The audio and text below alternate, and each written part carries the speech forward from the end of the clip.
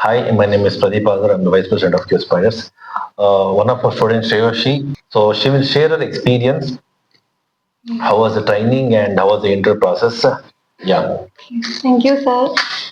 My name is Sreyasi Sarkar. I joined here in the month of June, and then I have learned manual from Pradeep sir also and Gautam sir also.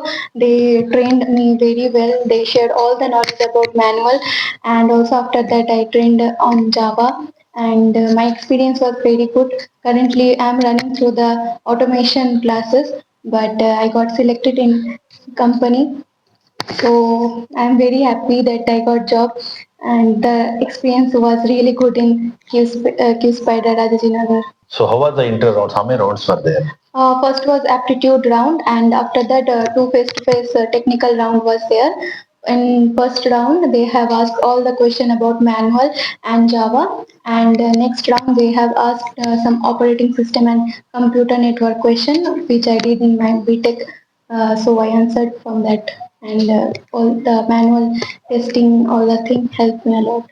Congrats, all the very best. Thank you, sir. Thank you.